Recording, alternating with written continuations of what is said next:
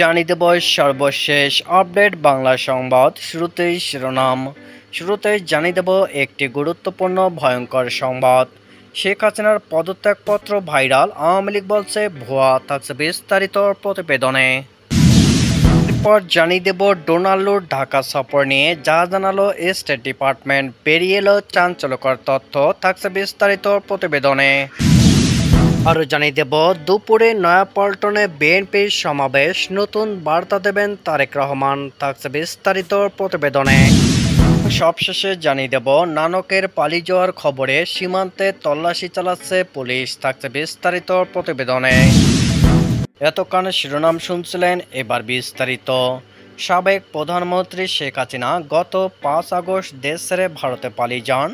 এরপরে প্রশ্ন ওঠে, তিনি পদত্যাগ করে দেশ ছাড়ছেন নাকি পদত্যাগ না করেই দেশ ত্যাগ করেছেন। যদিও এখন পর্যন্ত পদত্যাগপত্রের কোনো ছবি অফিসিয়ালি প্রকাশ্যে আসেনি। তার ছেলে সজীব ওয়াজেদ জয় একটি আন্তর্জাতিক মিডিয়ায় জানান, শেখ হাসিনা পদত্যাগ করেনি। এ পরিস্থিতির মধ্যে সোমবার 15 আগস্ট সকাল থেকে সামাজিক যোগাযোগ মাধ্যম ফেসবুকে শেখ হাসিনার স্বাক্ষরিত একটি পদত্যাগপত্র ঘুরে বেড়াচ্ছে। তবে এটি ভুয়া বলে দাবি করেছে আওয়ামী লীগ। দলটির ভেরিফাইড পেজে এক পোস্টের মাধ্যমে এ কথা জানানো হয়। পোস্টের সঙ্গে একটি ছবিও জুড়ে দেওয়া হয়। দেশের বিভিন্ন চ্যানেলের ফেসবুকে এরকম অপরিপক্ক এডিটের কোনো পদত্যাগপত্র প্রকাশ, এটি দৈন্যতা মাত্র। কেন এই পদত্যাগপত্র ভুয়া? তারা ভুলে এখনও মুজিববর্ষ লোগো লাগিয়ে রেখেছে। সেই মুজিববর্ষ 2021 সালের শেষ। লক্ষ্য করুন, ভুয়া এই পদত্যাগপত্রটি অত্যন্ত অস্পষ্ট। পদত্যাগপত্রের ভাষা দেখুন, যা মন চায় তারা একটা কিছু লিখে পাবলিশ করে দিল। শেখ হাসিনার স্বাক্ষরটিও গুগল থেকে নিয়েছে, যাতে স্পষ্ট দেখা যাচ্ছে মূল পেজের সঙ্গে স্বাক্ষরের অংশের পিক্সেলের পার্থক্য। 5 আগস্ট ছিল 21শে শ্রাবণ, পদত্যাগপত্রে দেওয়া হয় 20শে শ্রাবণ। দেশের মিডিয়াকে এরকম নগ্নভাবে ব্যবহার করে নিজেদের হাসির পাত্র বানাবেন না। শেখ হাসিনা পদত্যাগ করার যে আনুষ্ঠানিকতা সেই সময় নেননি। তিনি সোজা তেজগাঁও থেকে বিমানে করে ভারতে গেছেন। এসব বাদ দিয়ে বরং দেশের সমস্যার সমাধান করুন। যদি শেখ হাসিনা পদত্যাগপত্র দিয়েই থাকে, গুজব বা ফেক কিছু না পাবলিশ করে সত্য কিছু পাবলিশ করুন। ইন্টারনেটের এই যুগে মানুষ সব বুঝে। ভুয়া কিছু মুহূর্তেই যেমন ছড়ায়, সত্য খুব দ্রুত বের হয়ে আসে। বাংলাদেশের আর্থিক স্থিতিশীলতা এবং সুশাসন প্রতিষ্ঠায় যুক্তরাষ্ট্র বাংলাদেশের বর্তমান অন্তর্বর্তী সরকারকে সহযোগিতা করার বিষয়ে কথা বলতে ঢাকায় এসেছেন যুক্তরাষ্ট্রের দক্ষিণ ও মধ্য এশিয়া বিষয়ক সহকারী পররাষ্ট্রমন্ত্রী ডোনাল্ডো। সোমবার যুক্তরাষ্ট্রের স্টেট ডিপার্টমেন্টের নিয়মিত ব্রিফিংয়ে এমনটাই জানিয়েছেন মার্কিন পররাষ্ট্র দপ্তরের মুখপাত্র ম্যাথু মিলার। বাংলাদেশের ডোনাল্ডো সফর সম্পর্কে এক সাংবাদিক তার কাছে জানতে চান, আমি বিশ্বাস করি সহকারী পররাষ্ট্রমন্ত্রী ডোনাল্ডো বাংলাদেশে আছেন। তার বৈঠক সম্পর্কে কি আপনার জানা আছে? আরও বিস্তারিতভাবে বলতে গেলে বাংলাদেশের অন্তর্বর্তী সরকার প্রধান অধ্যাপক ডক্টর মোহাম্মদ ইউনূসের সঙ্গে বোঝাপড়া এবং বাংলাদেশ যেদিকে যাচ্ছে তা যুক্তরাষ্ট্র কীভাবে মূল্যায়ন করে। এছাড়া যুক্তরাষ্ট্রের একটি ঘোষণা আছে, তারা বাংলাদেশে সাহায্য করবে। সে বিষয়ে আপনার লক্ষ্য কী?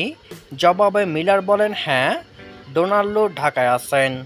বাংলাদেশের অর্থনৈতিক প্রবৃদ্ধি, আর্থিক স্থিতিশীলতা, সুশাসন এবং উন্নয়নের প্রয়োজনে যুক্তরাষ্ট্র কীভাবে তাদেরকে সহযোগিতা করতে পারে এ বিষয়ে লু অন্তর্বর্তী সরকারের গুরুত্বপূর্ণ উপদেষ্টাদের সঙ্গে বৈঠক করেছেন। তিনি সেখানে একজন মার্কিন সহায়তাকারী প্রতিনিধি হিসাবে উপস্থিত আছেন। বাংলাদেশের জনগণের জন্য উজ্জ্বল এবং সমৃদ্ধশালী ভবিষ্যৎ গড়তে এবং সেখানে সুশাসন ও বাণিজ্য প্রসারিত করতে $200 মিলিয়ন বেশি মূল্যের একটি চুক্তিতে স্বাক্ষর করেছে যুক্তরাষ্ট্র।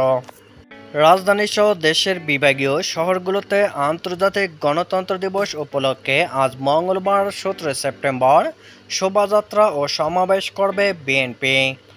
রাজধানীর নয়াপল্টনে বিএনপির কেন্দ্রীয় কার্যালয়ের সামনে দুপুর 2:30টায় এ সমাবেশ শুরু হবে। আর বিভাগীয় শহরগুলোতে এ দিবস উপলক্ষে শোভাযাত্রা করবে বিএনপির নেতাকর্মীরা। সমাবেশে প্রধান অতিথি দলের ভারপ্রাপ্ত চেয়ারম্যান তারেক রহমান। তিনি নেতাকর্মীদের উদ্দেশ্যে ভার্চুয়ালি বক্তব্য দেবেন। সমাবেশে সভাপতিত্ব করবেন বিএনপি মহাসচিব মির্জা ফখরুল ইসলাম আলমগীর। এছাড়া দলের স্থায়ী কমিটির সদস্য ও জ্যেষ্ঠ নেতারা সমাবেশে বক্তব্য দেবেন। বিভাগীয় শহরগুলোতে শোভাযাত্রা কর্মসূচিতে প্রধান অতিথি হিসেবে থাকবেন বিএনপির স্থায়ী কমিটির সদস্যরা। গত 15 সেপ্টেম্বর সমাবেশটি হওয়ার তারিখ নির্ধারণ করেছিল বিএনপি, কিন্তু বৈরী আবহাওয়ার কারণে 2 দিন পিছিয়ে সমাবেশের তারিখ 17 সেপ্টেম্বর পুনর্নির্ধারণ করা হয়।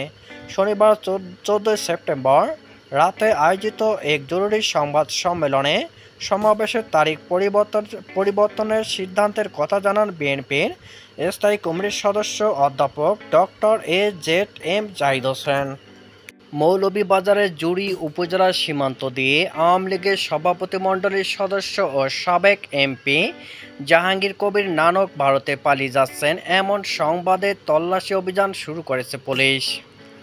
সোমবার 16 সেপ্টেম্বর দুপুরের পর থেকে সামাজিক যোগাযোগ মাধ্যমে প্রচার হতে শুরু করে যে নানক সীমান্ত দিয়ে ভারতে পালিয়ে যাওয়ার পরিকল্পনা করছেন। এরপর তল্লাশি অভিযানের নামে পুলিশ জানায় মৌলভীবাজারের জুড়ী উপজেলা ফুলতলা সীমান্ত দিয়ে আওয়ামী লীগ নেতা জাহাঙ্গীর কবির নানক ভারতে পালিয়ে যাওয়ার চেষ্টার সময় পুলিশ তাকে গ্রেপ্তার করেছে বলে একটি তথ্য সামাজিক যোগাযোগ মাধ্যমে ছড়িয়ে পড়ে। এমন সংবাদের ভিত্তিতে দুপুর থেকে পুলিশের একটি বিশেষ টিম জুড়ী ফুলতলা ইউনিয়নের বুটতলী বিরইনতলা গ্রাম এলাকায় গিয়ে তল্লাশি চালায়।